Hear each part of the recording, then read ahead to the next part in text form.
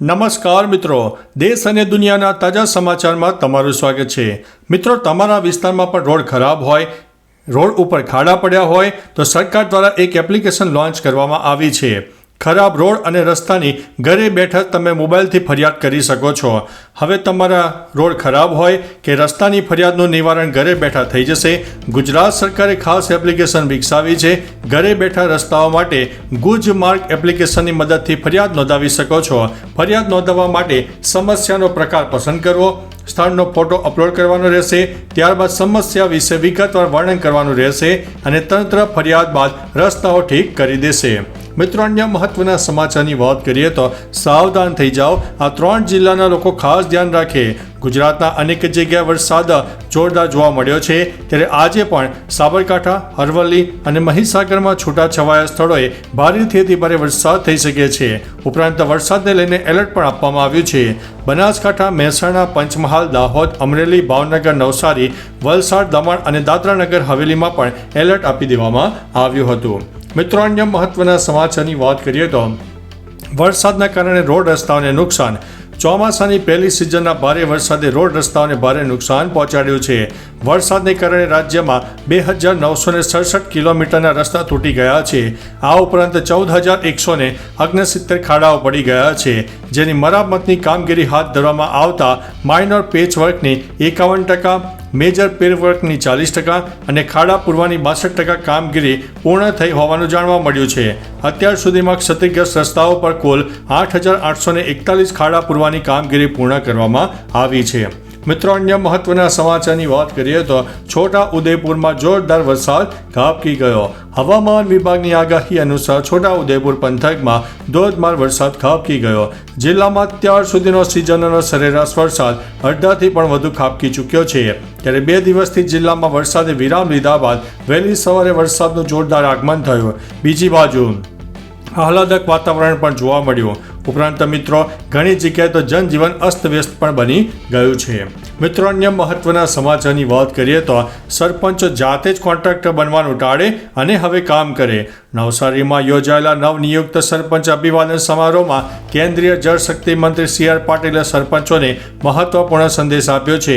તેઓએ ટકોર કરી છે કે રાજ્ય અને નવસારી જિલ્લામાં કેટલાક સરપંચો જાતે જ ટેન્ડરિંગ પ્રક્રિયામાં ભાગ લઈને કોન્ટ્રાક્ટર બની જતા હોવાની ફરિયાદો મળી છે।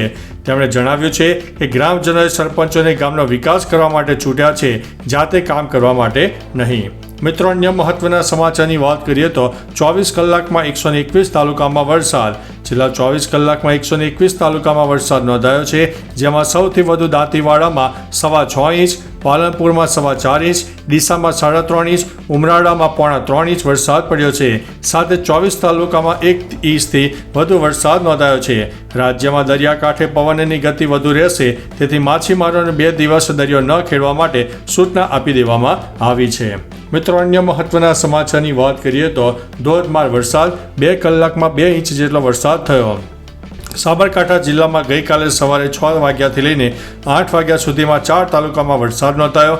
દરમિયાન ખેડબ્રહ્મામાં 2 કલાકમાં 2 ઇંચ જેટલો વરસાદ પડ્યો। વિજયનગર, ઈડર અને વડાલીમાં પણ વરસાદી ઝાપટા જોવા મળ્યા હતા। મિત્રો, અન્ય મહત્વના સમાચારની વાત કરીએ તો અમરેલીમાં બાબરામાં 3 ઇંચ વરસાદ પડ્યો। રામપરા ડેમ પણ ઓવરફ્લો થઈ ગયો છે। હવામાન વિભાગની આગાહી અનુસાર અમરેલીમાં મેઘમહેર જોવા મળી હતી। સાવરકુંડલા, રાજુલા અને બાબરા વિસ્તારમાં નોંધપાત્ર વરસાદ નોંધાયો। બાબરા પંથકમાં સિઝનનો સૌથી વધુ વરસાદ નોંધાયો। છેલ્લા 24 કલાકમાં 3 ઇંચથી વધુ વરસાદ પડ્યો। બાબરાના ખાખરિયા, દરેડ અને જાંબરવાડા સહિતના ગામોમાં આવેલા ડેમ અને તળાવો પણ ભરાઈ જવા પામ્યા છે। મિત્રો, અન્ય મહત્વના સમાચારની વાત કરીએ તો બોટાદમાં કાર તણાઈ જતા 2 લોકોના મોત થયા છે। બોટાદના રાણપુર તાલુકાના ગોધાવાટા ગામે ભારે વરસાદને કારણે કોઝવે ઉપર પાણી ફરી વળ્યા। આમ થવાથી લોકોને હાલાકી ભોગવવાનો વારો આવ્યો। આ કોઝવે પરથી કાર લઈને 2 લોકો પસાર થતા હતા અને કાર તણાઈ જવા પામી હતી। કારમાં સવાર 7 લોકોમાંથી 3 લોકો તણાઈ જવાની આ ઘટના બની હોવાની વાત સામે આવી છે। તો ફાયર વિભાગે મૃતકોની શોધખોળ હાથ ધરી છે। મિત્રો, અન્ય મહત્વના સમાચારની વાત કરીએ તો અમેરિકા યુક્રેનને પેટ્રિયટ મિસાઇલો મોકલશે।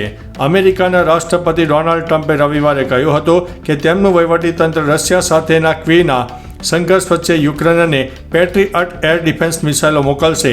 ટ્રમ્પે યુક્રેન અને કેટલીક હવાઈ સંરક્ષણ મિસાઇલો મોકલશે તે કહેવાનો ઇનકાર કર્યો હતો, પરંતુ તેમણે કહ્યું હતું કે તેઓ કેટલીક મોકલશે. તેમણે એમ પણ કહ્યું હતું કે વોશિંગ્ટન શસ્ત્રો માટે ચૂકવણી કરશે નહીં. મિત્રો, અન્ય મહત્વના સમાચારની વાત કરીએ તો હવે સમોસા અને જલેબી પર લાગશે વોર્નિંગ. હવે સિગારેટની જેમ જંક ફૂડ ઉપર વોર્નિંગ લાગશે. તેમાં સમોસા, જલેબી, લાડુ, પકોડા સહિત અન્ય ખાદ્ય પદાર્થો સામેલ છે. બાળકોમાં વધતી જતી સ્થૂળતા અને શહેરી યુવાનોમાં વધતા જતા વજનને ધ્યાનમાં રાખીને આરોગ્ય મંત્રાલયે AIIMS સહિતની ઘણી કેન્દ્રીય સંસ્થાઓને ચેતવણી આપતા પોસ્ટરો લગાવવાનો આદેશ આપ્યો છે. આ મામલે કાફે અને અન્ય જાહેર સ્થળોએ પણ ચેતવણી લગાવવામાં આવશે.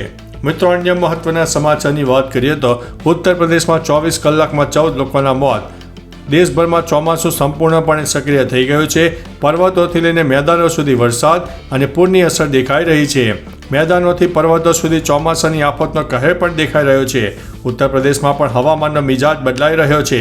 રાજ્યના વિવિધ જિલ્લામાં ભારે વરસાદને લગતી ઘટનાઓમાં 14 લોકોના મૃત્યુ થયા છે. ઉપરાંત મિત્રો, અનેક જિલ્લામાં તો વીજળી પડવાના પણ કિસ્સા સામે આવ્યા છે. મિત્રો, અન્ય મહત્વના સમાચારની વાત કરીએ તો 2 શાળાઓમાં બોમ્બથી ઉડાવી દેવાની ધમકી મળી છે. દેશની રાજધાની દિલ્હીમાં 2 શાળાઓને બોમ્બથી ઉડાવી દેવાની ધમકી મળી આવી છે. ચાણક્યપુરી વિસ્તારમાં આવેલી નેવી સ્કૂલને બોમ્બથી ઉડાવી દેવાની ધમકી મળી. દ્વારકામાં આવેલી CRPF સ્કૂલને બોમ્બથી ઉડાવી દેવાની ધમકી મળી છે.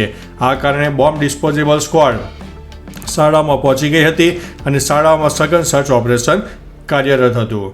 મિત્રો, અન્ય મહત્વના સમાચારની વાત કરીએ તો ઉત્તર પ્રદેશમાં પૂરનો ભય.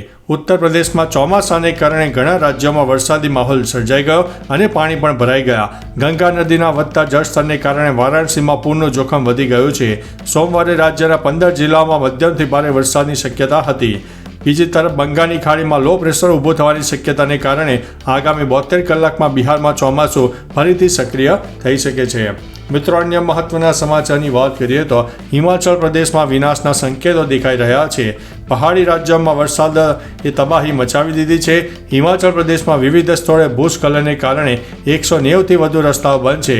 હવામાન વિભાગે સોમવારે રાજ્યના કાંગડા અને સિરમૌર જિલ્લામાં ભારે પવન સાથે અતિભારે વરસાદની આગાહી આપી હતી.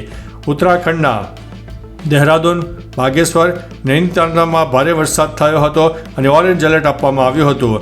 જમ્મુ અને કાશ્મીરમાં પણ 17 જુલાઈ સુધીમાં ચોમાસું મજબૂત થઈ જશે. મિત્રો, અન્ય મહત્વના સમાચારની વાત કરીએ તો 35 તાલુકામાં વરસાદ નોંધાયો. સૌથી વધુ ખેડબ્રહ્મામાં જોવા મળ્યો. ગઈકાલે સવારે રાજ્યના 35 તાલુકામાં હળવાથી મધ્યમ વરસાદ વરસી ગયો, જેમાં સૌથી વધુ સાબરકાંઠા જિલ્લાના ખેડબ્રહ્મામાં નોંધાયો હતો. ખેડબ્રહ્મામાં 2.2 ઇંચ વરસાદ થયો. આ ઉપરાંત નવસારીમાં 1 ઇંચ વરસાદ થયો.